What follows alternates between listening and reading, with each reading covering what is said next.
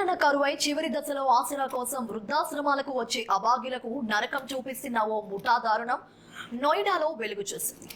ఆనంద్ నికేతన్ పేరుతో నడుపుతున్న ఓ వృద్ధాశ్రమంలో వృద్ధులను చిత్రహింసలకు గురి చేస్తున్న విషయం బయటపడటంతో అధికారులు కంగు తిన్నారు. కొందరిని గదుల్లో బంధించి మరికొందరు చేతులు కట్టేసి అమానుషంగా ప్రవర్తిస్తున్న వైనం వెలుగులోకి వచ్చింది. దాడులు నిర్వహించిన అధికారులు అక్కడ నెలకొన్న దయనీయ పరిస్థితులను చూసి చలించిపోయారు. నోయిడా సెక్టర్ 55లోని C5 బ్లాక్ లో ఆనంద నికేతన్ పేరుతో చాలా కాలంగా ఓ వృద్ధాశ్రమం నడుస్తోంది. అయితే ఇక్కడ వృద్ధుల పట్ల నిర్వాహకులు అత్యంత క్రూరంగా వ్యవహరిస్తున్నారంటూ ఆరోపణలు వెల్లువెత్తాయి. ఆశ్రమంలోని దయనీయ పరిస్థితులను చూపే కొన్ని ఫోటోలు, వీడియోలు ఇటీవల సోషల్ మీడియాలో వైరల్ అయ్యాయి. ఈ ఘటనపై స్పందించిన నోయిడా పోలీసులు, ఉత్తరప్రదేశ్ మహిళా కమిషన్, రాష్ట్ర సంక్షేమ శాఖ అధికారులు సంయుక్తంగా ఆశ్రమంపై మెరుపు దాడులు చేశారు. అధికారులు ఆశ్రమంలోకి ప్రవేశించి చూడగా అక్కడి దృశ్యాలు వారిని విస్తుపోయేలా చేశాయి.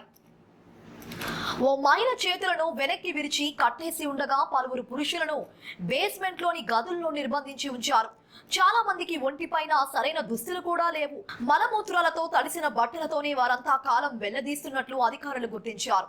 దీనిపై అక్కడి నిర్వాహకుడిని ప్రశ్నించగా అతడి నుంచి సరైన సమాధానం రాలేదు. విచారణలో మరో విస్తుకుపోయే నిజం బయటపడింది. గడిచిన 30 ఏళ్లుగా ఈ ఆశ్రమాన్ని ఎలాంటి రిజిస్ట్రేషన్, ప్రభుత్వ అనుమతులు లేకుండానే నిర్వహిస్తున్నట్లు తేలింది. అక్రమంగా నిర్వహిస్తున్న ఈ కేంద్రాన్ని వెంటనే సీజ్ చేస్తున్నట్లు మహిళా కమిషన్ సభ్యులు ప్రకటించారు. ఇక్కడున్న 42 మంది వృద్ధులను రక్షించి వారిని ప్రభుత్వ ఆధ్వర్యంలో నడిచే సంరక్షణ కేంద్రానికి తరలించే ఏర్పాట్లు చేస్తున్నట్లు తెలిపారు. ఒక్కో వ్యక్తిని ఆశ్రమంలో చేర్చుకునేందుకు నిర్వాహకులు 2.5 లక్షలు వసూలు చేయడంతో పాటు నెలవారీ ఖర్చులు అదనంగా తీసుకుంటున్నారని ఆరోపణలు వినిపిస్తున్నాయి. ఇక్కడ చేరిన వారిలో చాలా మంది నోయిడాలోని ఉన్నత కుటుంబాలకు చెందిన వారేనని తెలిసింది. आपने बताया था ऐसा नहीं करेंगे। बेडशीट नहीं है बेड पे, वो ऐसा कुछ नहीं रखते, सब निकाल के फेंक देते हैं, सब पानी में गिरा कह रहे हैं आप पागल हैं। आप पागल हैं क्या?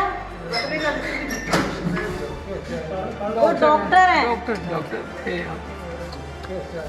अब आपको बोलने के लिए तो जबान भी नहीं होनी चाहिए।